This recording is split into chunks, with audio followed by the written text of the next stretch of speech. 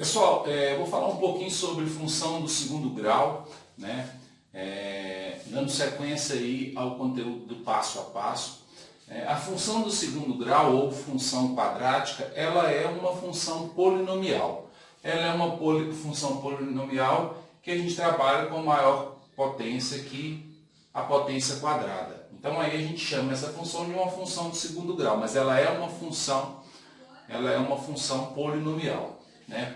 O domínio dessa função, né, como toda função polinomial, o seu domínio é real, né?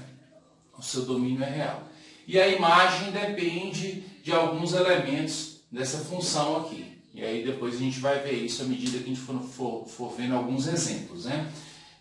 O importante na função, né, de segundo grau é que o valor de A ele tem que ser diferente de zero, né? Por quê? Porque se o A for igual a zero, isso aqui some e aí você tem, na verdade, uma função de primeiro grau. Então, o valor de A ele é um valor que ele tem que ser diferente de zero, né? Eu coloquei aqui um exemplo. Então, a gente tem mais elementos sobre a parábola, sobre a função de segundo grau, importantes para a gente estudar, né? Uma coisa que a gente já estudou na função de primeiro grau, e a gente estuda para qualquer função, é a interseção da função com o eixo x. A interseção da função com o eixo x, né, quando a gente fala, aqui eu vou até tirar o zero aqui, porque na verdade a função é isso aqui, né? A interseção dela com o eixo x, lembrar que a interseção com o eixo x é a coordenada y ser igual a zero, né? E a coordenada y ser igual a zero é você igualar essa função a zero, né? Então, quando a gente procura a interseção com o eixo x, na verdade a gente está procurando as raízes da função, né? Então, a gente procura as raízes da função. Lembrando que no passo a passo, o intuito não é dar aula sobre as funções, né, como se fosse a primeira vez que a pessoa estivesse vendo. Então eu vou fazer um apanhado geral do que é cada um dos temas, né? Então, numa função do segundo grau, existe mais de uma forma de você encontrar raízes. Lembrando sempre o seguinte, se ela é uma função do segundo grau, você pode encontrar no máximo duas raízes. Então pode ser que ela não tenha nenhuma raiz, ou seja, pode ser que ela não vá interceptar no eixo x. Pode ser que ela tenha duas raízes iguais, aí a gente fala às vezes uma raiz, ou pode ser que ela tenha duas raízes, que é o caso máximo aí. Então, se o polinômio é de grau 2, né, função do segundo grau, ele pode ter até duas raízes. E assim em diante.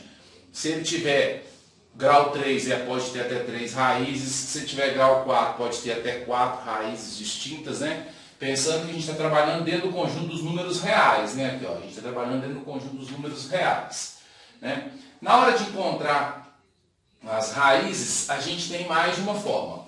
A forma mais tradicional é usar o delta. O delta é uma fórmula que é o b ao quadrado menos 4 vezes a vezes c. O b é o valor que multiplica o x. Nesse caso, ele vale 2, né? Então, 2 ao quadrado, 4, né? Menos 4 vezes a vezes c. O a é o valor que acompanha o x ao quadrado. O c é o valor que vem aqui, que a gente chama de termo independente, que é aquele que não tem x. Menos 4 vezes 1 é menos 4. Menos 4 vezes menos 3 é 12. Então, o delta é 16. Então, o delta ele é calculado a partir dessa forma. A gente tem três situações. Ou o nosso delta dá um resultado maior que zero, ou o nosso delta dá um resultado igual a zero, ou o nosso delta dá um resultado menor do que zero.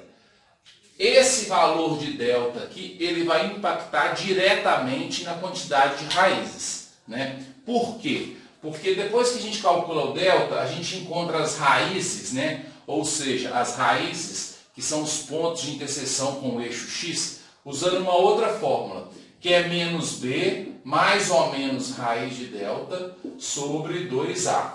Então, esse raiz de delta aqui, ele funciona assim. Se o delta é maior do que zero, esse aqui existe e vai ser gerado um valor que é diferente de zero. Então, por isso, você vai ter duas raízes, que é o menos b mais ele e o menos b menos ele. Se o delta for igual a zero, raiz de zero é zero. Então, menos b mais zero ou menos b menos zero é a mesma coisa. Ou seja, você tem duas raízes iguais ou uma raiz. E se o delta for menor do que zero, raiz quadrada de número negativo no conjunto dos números reais não existe. Então, aqui não tem raiz. Então, se delta for maior do que zero, duas raízes distintas, ou seja, diferente. Se o delta for igual a zero, duas raízes iguais, uma raiz. Se delta for menor do que zero, não existe raiz. No nosso caso, como o delta é maior do que zero, duas raízes reais, distintas. Né? Menos b, o b é 2, com o sinal de menos vai ficar menos 2. Raiz de delta, o delta é 16, raiz de 16 é 4. Sobre 2a, o a é 1, 2 vezes 1, 2. Então, as raízes são 4 menos 2. 4 menos 2 é 2, dividido por 2 vai dar 1. E a outra raiz, menos 2 com menos 4 é menos 6. Menos 6 dividido por 2 é menos 3. Aí a gente ainda tem autor que chama assim, x1 é igual a menos 3 e x2 é igual a 1. Seriam as raízes dessa função. Né? Então, essa função ela tem duas raízes, menos 3 e 1. Né? Então, a interseção dela com o eixo x tem esses dois valores, menos 3 e 1. Pessoal, então a gente encontrou as raízes da função. Existem outras formas de fazer raiz, de encontrar raiz. Tem algumas pessoas, por exemplo, que gostam de escrever essa fórmula da seguinte forma, né? A equação do segundo grau de seguinte forma: x ao quadrado menos s vezes x mais p. Né? Aí você tem que mexer nessa função. Se aqui não for 1, você tem que transformar em 1 para se enquadrar nisso aqui. E o que quer dizer esse menos s e o que quer dizer esse p? Esse menos s aqui, ó, esse s aqui quer dizer a soma das raízes. Ou seja, qual é o valor que multiplica o x na minha equação, na minha função? É o 2. Então troca o sinal dele, menos 2. O menos 2 é a soma das minhas raízes. E realmente, ó, se você observar menos 3 com 1, se você somar os dois dá menos 2. Esse P aqui, ele quer dizer produto das minhas raízes.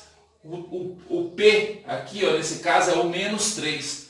O produto das minhas raízes é igual a menos 3, ou seja, menos 3 vezes 1, menos 3. Então, tem gente que usa isso aqui para encontrar as raízes. Por exemplo, a pessoa pensa assim, soma. Ela pega esse valor que é 2, troca sinal menos 2. Então, as minhas raízes somadas vão dar menos 2. Aí ela pensa nas possibilidades. Quais números somados que vão dar menos 2?